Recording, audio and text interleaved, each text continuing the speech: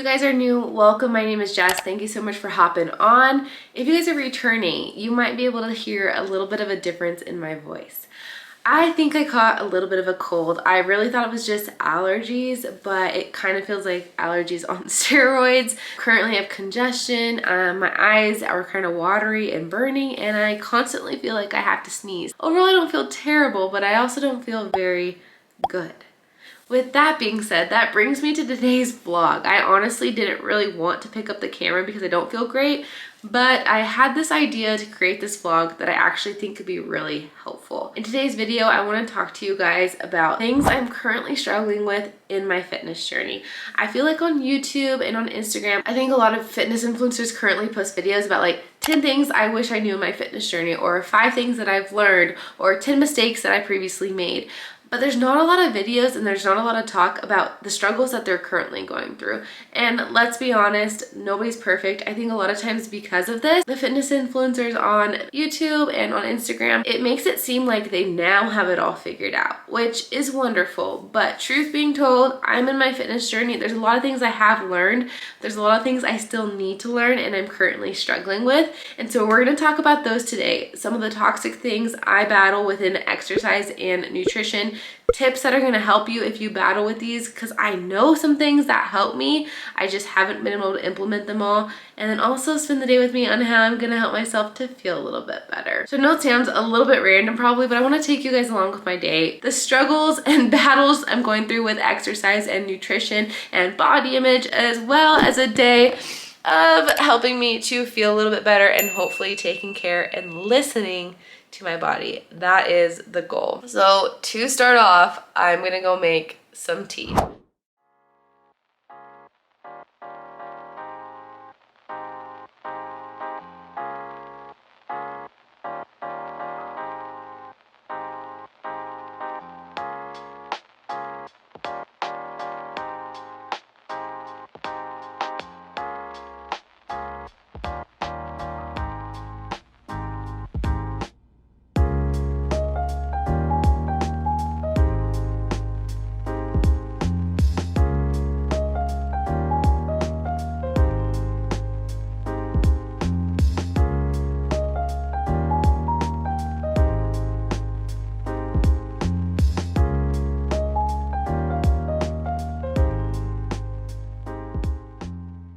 Okay, I got my tea, I got my water, I got my work. So like I said, I'm gonna kind of try and take it easy today. I do have one more client I'm gonna train this afternoon at the gym.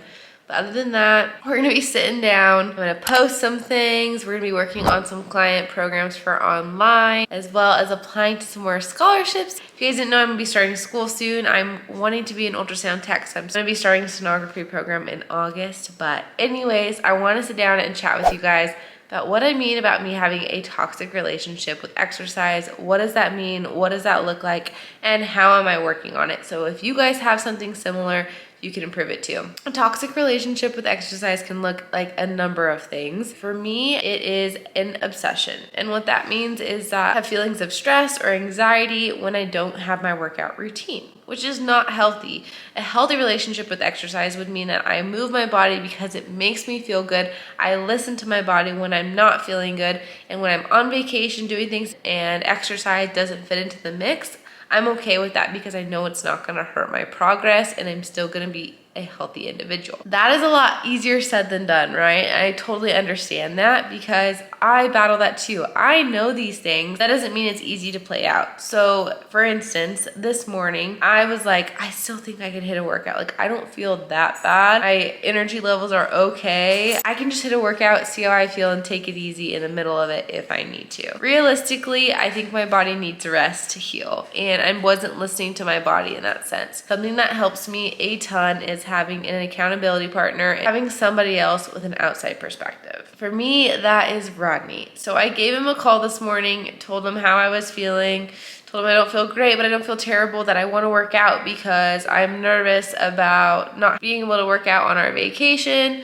and I haven't been feeling great about how my body's looking. And he kind of grounded me and encouraged me to either just ride the bike for a few minutes, do the Stairmaster, or go home and rest. Reminded me that this one day off of my workout routine isn't gonna kill me, that I had valid reasons for feeling the way that I was feeling, but ultimately I need to take care of my body sometimes and slow down. So I decided to do 10 minutes on the Stairmaster, and I came home and I honestly didn't feel great during that 10 minutes. So I think it was a sign saying that it was the right decision to not hit my workout. So find that social someone that cares about you and your well-being, that will help you to be grounded when you have this stress around not hitting your exercise routine. I'm gonna do a little bit of work here, and then I'll probably make a little bit of breakfast here in an hour or so, and I'll show you guys what I make. I think oatmeal's what's sounding good, but we shall see.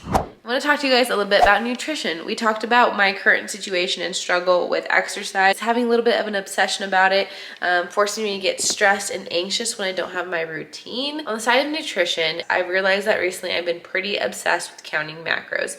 I think counting macros can be a really great tool. I don't think it's simply just a toxic trait, but it's not for everybody. And if you start noticing yourself becoming obsessed with hitting the numbers, obsessed with counting the calories, obsessed with plugging in your food, then I do think it's good to kind of step away for a little bit. I definitely think it's something I'm gonna go back to, because I haven't always felt like I have towards macros as I am right now.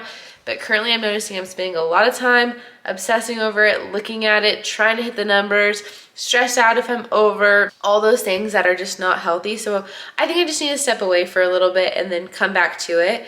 I just want to say, if you are someone who tracks, and if you have this obsession, stress over food, if it gives you anxiety, tracking might not be for you. Now, if you track your food and you don't have any of these feelings, you're excited as you're hitting your numbers, you're noticing your body feels better. That's something I've noticed a lot with my clients that do track. They actually feel a lot better when they track. Then please, by all means, do it. But I just want to say it's not for everybody. My current struggle is becoming a little bit obsessed with it, so I'm going to step away for a little bit. If that is you, this is just another reminder and another way to look at our life, to remember to listen to our body, to know that maybe for your mental health right now, that's not the move you need. Maybe you need to be a little bit more intuitive. So with that being said, I am going to make some oatmeal. I'm gonna still weigh out my stuff, but I'm not gonna input it. The weighing it doesn't bug me at all. I actually like that, so I kind of know what I'm eating, but I'm not gonna input any food today. So you guys have seen me track a lot. Today is a non-tracking vlog. Let's make some oatmeal.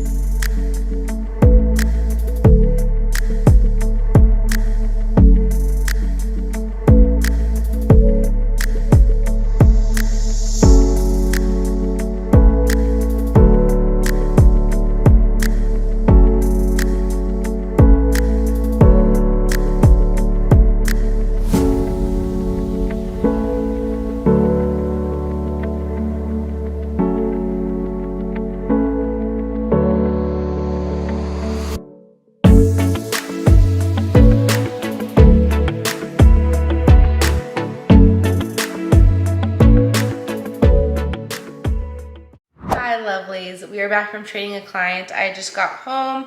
I'm just gonna heat up some leftovers for some lunch, but that brings me to another thing that I'm currently struggling with within my nutrition. And that is giving myself food rules. And if you don't know what that means, it basically means that I put rules around food on things that I love and tend to overeat. So, fun fact, even when you're eating healthy foods, it doesn't mean you can have as much as you want. In order to be successful, you still need to be conscious about the amount we're consuming. I tend to overconsume things like peanut butter. Peanut butter can be really high in calories, really high in fat. I don't deny you from having peanut butter, but you don't want to eat it in spoonfuls and spoonfuls, which I have been guilty of doing in the past. So that's something I'm struggling with, because what I tend to do is then put food rules on these foods that I know I tend to overeat. And then I go into these different cycles of binging and restricting because I feel like I can't have it. When you put a food rule on something, if you say, I cannot have peanut butter, one, it only makes you want to have it more. Just like if you tell a kid, like, you can't touch this, all they're gonna want to do is touch it. If you say you can't have peanut butter, all you're going to do is eat peanut butter. When you do let yourself have it, you're going to eat so much of it because you're going to say you can't have any the next day. This is something I have struggled with. It is a binging-like tendency. I don't believe I was ever have it an actual eating disorder. I don't want to take that stuff lightly. That is real deal stuff.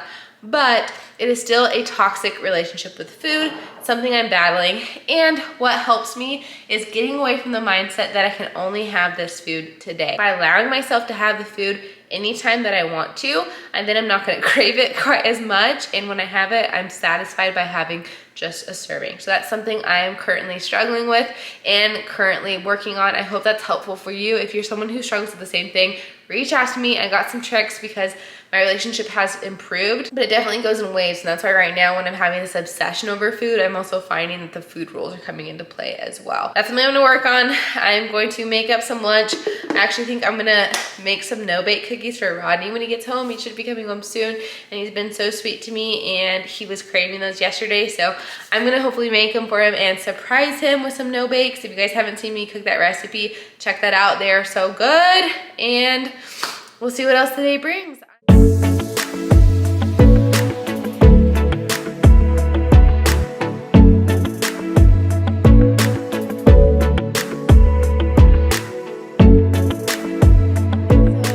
Actually the next day. I didn't record a ton yesterday. Last night, after I took a little self-care bath, I then made some stew, and then I took some NyQuil and knocked out. So that's all that happened. But I slept pretty hard, but of course started getting a migraine last night, and it almost never goes away when I sleep. So I currently have one right behind this eye, right in the back of my neck, and I do have migraine medicine that I'm gonna take this morning. Now, this brings me to this morning's struggle. I really wanted to have a solid fast. If you guys didn't know, me and Rodney practice intermittent fasting, but we've been really relaxed with it lately, which I'm okay with, and eating around like 10 versus like noon or 1. But I was like, you know what? I'm gonna do a noon or 1 unless I'm really hungry, because truly I haven't been that hungry around 10. I just want my breakfast. So that was my game plan. Like, eat if you're hungry, but otherwise let's make a solid fast. But with this migraine, I do not want to spend this whole morning with a migraine, and my medicine works a lot better when I take it with caffeine and food. So I'm like, again, being tested to listen to my body. I don't necessarily want to, but I think the smartest thing for me to do right now is to take my medicine with a little bit of food and a little bit of coffee, maybe head for a walk. Sometimes really light movement helps me. And then today, it's my house cleaning day, my laundry day, so I'll have some of that movement going on, but still take it easy. I don't feel great, but I think the congestion's getting better. Also, please excuse the orangeness. I did put tanner on this morning, and that brings me to wanting to talk a little bit about body image. I told you guys earlier yesterday that I've been struggling a little bit with body image, and so something that helps me is some self-care. So you guys saw that I took a bath yesterday. I did that so I could like shave and get all prepped, so this morning I could put on some tanner. Being tan always makes me feel better. Then tonight I can take like a full shower, wash my hair, wash the tanner off before bed, and hopefully tomorrow feel really good. Tomorrow's gonna be Friday, and on Saturdays when we leave for our trip. So I'm just like, Jess, keep taking care of yourself today and tomorrow. 2 more days of like, I think solid listening to my body will help me to get better, and that's gonna be so worth it for my trip. So with all that being said, I'm just gonna kind of vlog today a little bit, make it a 2-day vlog, which will be fun as I'm home here, and talk to you guys a little bit more about these current struggles, things that help me. That way I'm not just rambling on and giving you guys a sad little talk. I want to be able to help you as well, but just give you guys an honest look at some days that are down, like we talked about yesterday. So with all that being said, I'm gonna do a few chores around the house. I'm about to take my migraine medicine with a little food and coffee, and take my little Sadie girl for a walk. So me and Sadie just got back from a little walk. Honestly, I think that was one of the best things I could have done. I'm really glad I did it. Really nice weather outside. It's like cool and crisp, but with the warm sun, it felt really good to be outside. But I'm about to clean the house. I'm just gonna take it easy, do it nice and slow. But I want to talk to you guys about something else that helps me to feel a little bit better, and that's actually listening to podcasts. On the walk, I listen to a podcast, and then I'm also gonna put one on surround sound in the house as I'm cleaning. I have quite a few like health and fitness based podcasts that really help motivate me, help me to feel a little bit better, ones that talk about having balanced lifestyles. And so I just wanted to give you guys some of those. If you guys haven't listened to podcasts before, I highly recommend.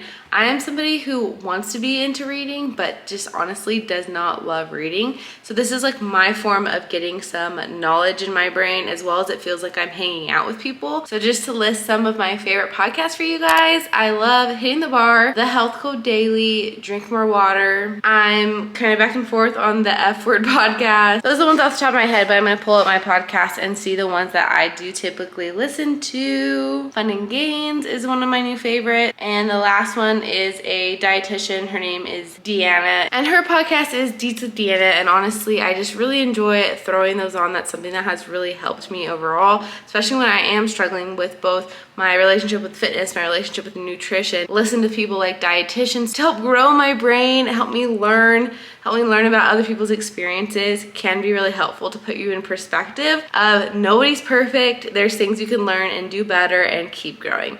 I am feeling better today about like my overall like mental state. So I'm just gonna keep listening to these podcasts and getting things done. And I'm gonna take today again off from the gym because like I said, I really wanna be better for our trip. And that's my focus right now, honestly. And I actually feel a little bit more at peace with that because I am moving my body, going for a walk. Thought maybe I'll do some yoga outside, something super light. Okay, it's time to get our house cleaned up and then I'll talk to you guys when it's lunchtime. All right, my friends, I'm looking very orange, but I'm actually feeling a lot better. I've drank so much water. I just finished cleaning the house.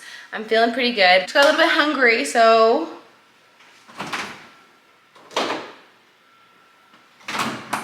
I got some leftover stew. I made a roast last night in the Instapot, which is so good. Basically, you just put in the meat, put in some like broth, potatoes, vegetables, some hot sauce, some seasonings, and just let it cook, and it's really good. So I'm just gonna heat this up and eat this. I wanna talk to you guys about a few more things and wrap this vlog up. This has been a pretty random, raw, real vlog, which I think I'm happy with. I hope it's not too like confusing. Like I introed at the very beginning, I want to show you guys that within a fitness journey, while there's things that you've learned, while there's mistakes that have been made that a lot of YouTubers talk about, there are also things that they're probably going through at the moment that hasn't been as talked about. I know that was a lot of information, but I just want to wrap this up. Encourage you guys, get a good accountability partner. Step away from some of these things if you're finding yourself getting obsessed. Know and understand that people in their fitness journey, no matter how far they've come or where they're at, are probably still battling with things and get sick sometimes and have down days and have tough days. And I just wanted to show you guys that. Be honest, be vulnerable, be real. And I hope it was a little bit helpful or just eye-opening and that you guys enjoyed this vlog with all the random snippets and conversations and talking that I gave you guys. With all that being said, if you guys haven't already, don't forget to subscribe to my channel. Videos are coming out every single Monday. They are revolved around health, fitness, lifestyle, and I am coming out with shorts throughout the week. And as always, give this video a thumbs up because it does support your girl a ton. And I do appreciate it. And I will see you guys in the next video. Bye.